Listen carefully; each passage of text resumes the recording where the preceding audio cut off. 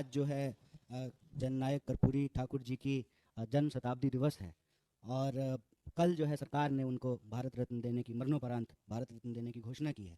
हमारी पार्टी ने और श्री राहुल गांधी ने भी उन्होंने इस फैसले का स्वागत किया है कि भारत सरकार जो उनको भारत रत्न देना चाहती है इसका स्वागत किया है और साथ ही साथ यह प्रश्न उठाया है कि आप यदि कर्पूरी ठाकुर जी को सच्ची श्रद्धांजलि देना चाहते हैं तो कर्पूरी ठाकुर जी का एक मॉडल है भागीदारी को लेकर के, जिसको बिहार में, मैं बिहार से आता हूँ, कर्पूरी मॉडल भी कहा जाता है। इस देश में जो काका कालेलकर की रिपोर्ट थी उस रिपोर्ट के आधार पर ही कर्पूरी मॉडल भागीदारी का जो है को लागू किया गया बिहार के अंदर। और जो पिछड़ों में भी कमजोर हैं वहाँ भी जो स्ट्रेटिफिकेशन है उसको सुनिश्चित करने के लिए, भागीदारी सुनिश्चित करने के लिए उनका मॉडल जो है बहुत मशहूर है। और दूसरे राज्यों में भी अक्सर बिहार के कर्पूरी मॉडल की जो है बात की जाती है।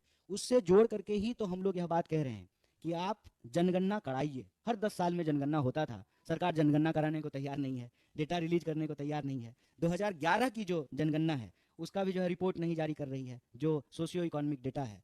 और अभी बार बार राहुल जी कह रहे हैं कि भागीदारी अगर आपको देना है तो पहले डेटा तो कलेक्ट कर लीजिए, पहले डेटा तो पता चले बीमारी कहाँ है, कहाँ दवाई लगानी है, ऑपरेशन कहाँ करना है, उसका एक्सरे करना तो जरूरी है। तो सरकार क्या कर रही है, इसे भाग रही है।